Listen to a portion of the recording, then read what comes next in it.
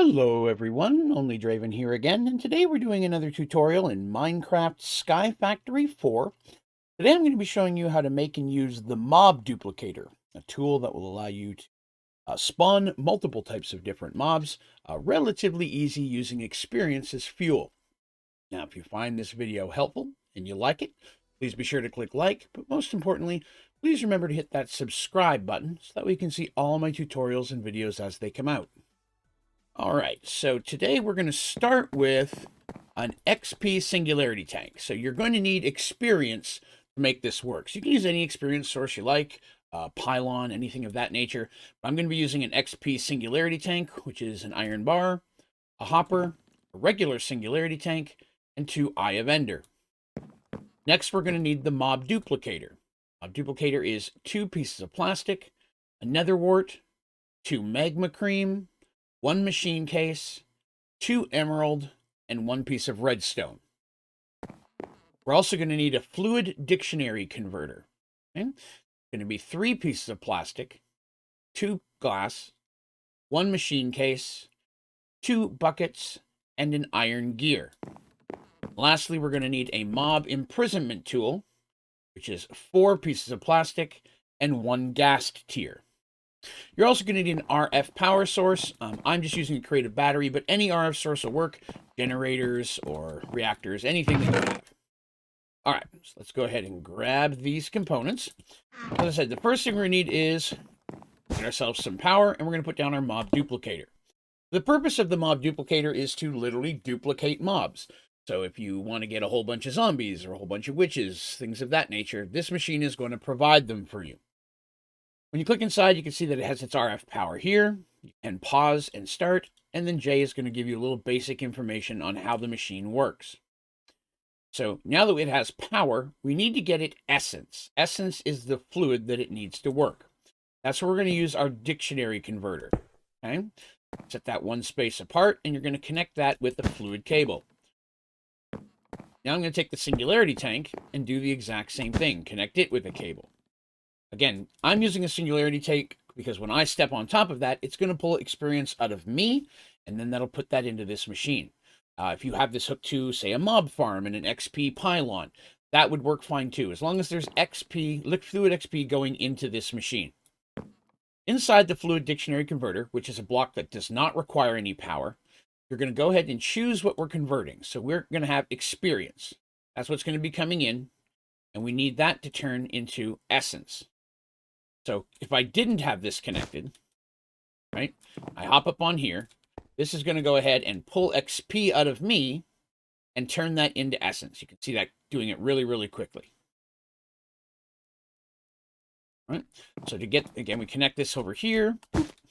You'll see now it has the essence that it needs to be able to run. Now that we've got this machine set up, our next step is we're going to need a mob to duplicate. Let's go over here. This is where the mob imprisonment tool comes into play. This is a little block that allows you to literally pick up and store a mob. I'm going to be using a zombie seed in this situation just to go ahead and get us a zombie. I'm going to bone meal it.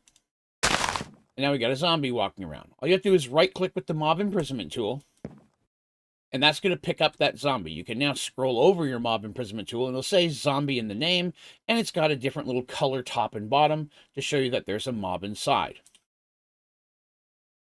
Then we're going to go over here to our mob imprisonment tool, and we're going to pop that guy right in here. And as you can see, it popped a zombie. Spawned him right out of there. Now it's doing that right now in a 1 block radius.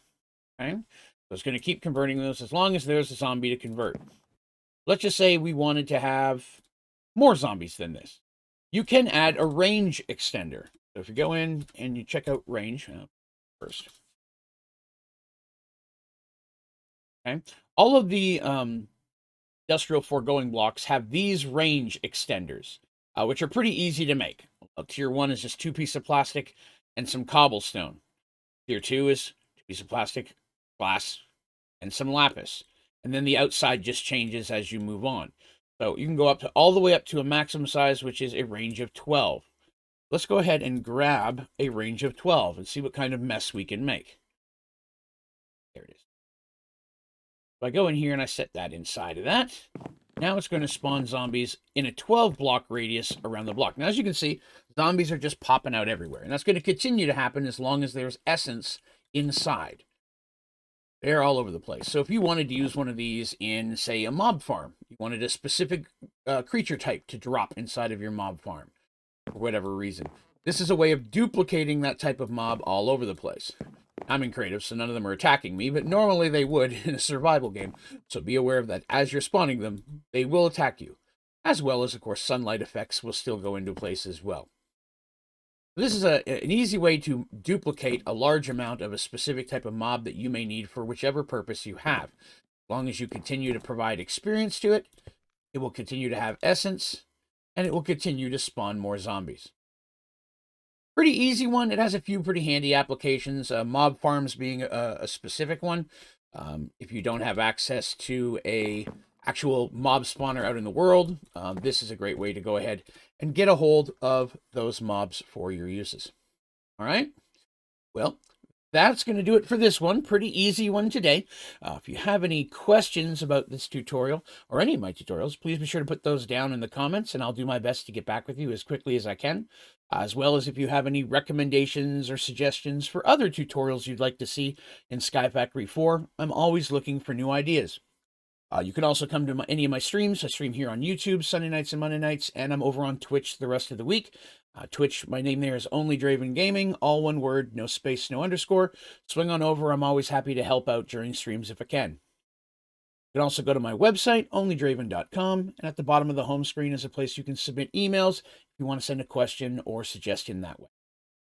But that is going to do us for today. Thank you very much for watching.